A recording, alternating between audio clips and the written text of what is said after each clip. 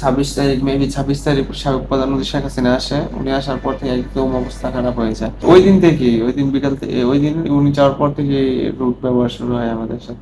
গতকালকে নিয়ে 16টা অপারেশন হয়েছে আমার। এগুলো হচ্ছে ভারত স্নাইপার বুলেট ছিল 6 ইঞ্চি, ওইটার ভিতরে গিয়ে ব্লাস্ট হয়ে গেছে। তারপরে এগুলো ভেঙে গেছে 9টা টুকরা।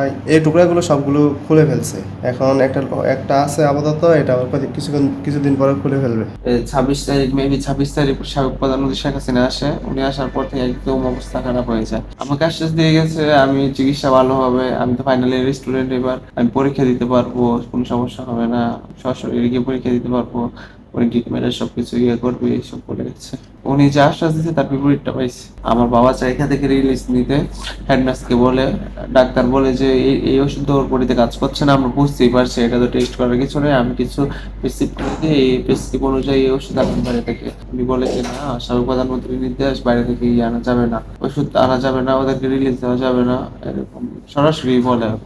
একদম নির্দ্বিধায় ডাক্তারদেরকে ধমক দেয়, হেড নার্স এরকম যাকে নির্দেশ দিয়ে গেছে। ওই দিন থেকেই, ওই দিন বিকাল থেকে, ওই দিন উনি যাওয়ার পর থেকে রুট ব্যবহার শুরু হয় আমাদের সাথে। শুধু আমার সাথে না, ওরা আন্দোলনে যারা ছিল প্রায় মোটামুটি সবার সাথে।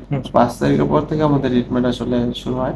আর এই প্রথম 17 দিন আমার তো ভয়াবহ অবস্থা ছিল। তো এই ভয়াবহ অবস্থায় পা পচতো, গন্ধে অবস্থা খারাপ হয়ে যেত। এটা হচ্ছে আপনার ড্রেসিং করতে করতে আসছে, মাংস কাটতে হইতো, ড্রেসিং করতো আর মাংস কাটতো, ড্রেসিং করতো আর মাংস কাটতো। তো কি অসহ্য যন্ত্রণা সেটা আমি জানি, আমি বুক করছি এটা।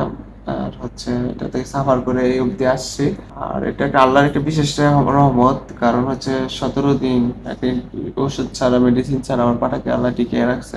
এমন পাতে ওষুধ মেডিসিন দিয়ে টিকানো সম্ভব না, তা আল্লাহ সরাসরি দেশবাসীর ভালোবাসা আছে, দোয়া আছে, মায়া আছে, এই জন্য আসলে 19শে জুলাই রোজ শুক্রবার বা জুমা, তখন আমি আন্দোলনে ছিলাম জুমানো শেষে, যাত্রাবাড়ির পাশে নির্বিচারে গুলি করতে থাকে। তারপর হচ্ছে হেলিকপ্টার থেকে গুলি করতে থাকে, আমার সামনে আমার সহপাঠী ভাই তারা মারা যাচ্ছে, এগুলো দেখে আর সাথে থাকা যায় না।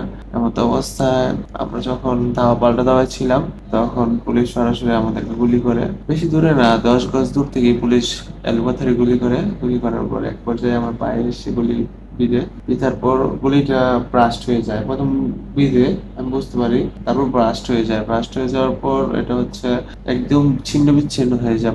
পাটা একদম দেখতে কেমন বিচ্ছিরি হয়ে যায়, নিচ দিয়ে মাংস বেরিয়ে গেছে, ওই পাশ দিয়ে হাড় বেরিয়ে গেছে, এই পাশ দিয়ে একদম যে ব্রাস্ট ফায়ার করলে যেরকম এরকম হয়ে গেছে।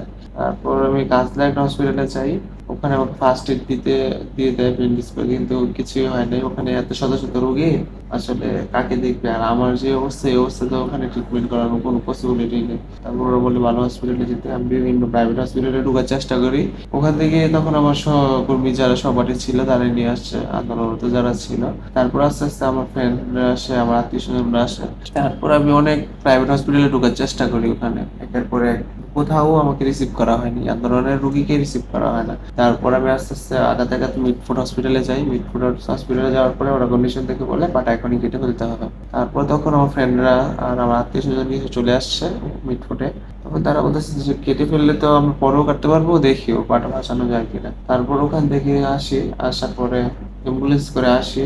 আসার পরে আমার সাথে আমার বন্ধুরা ছিল, যারা আমার সাথে আন্দোলনরত ছিল না, তাদের জায়গায় আন্দোলনরত ছিল, কিন্তু আমার অবস্থার অবনতি শুনে আসছে।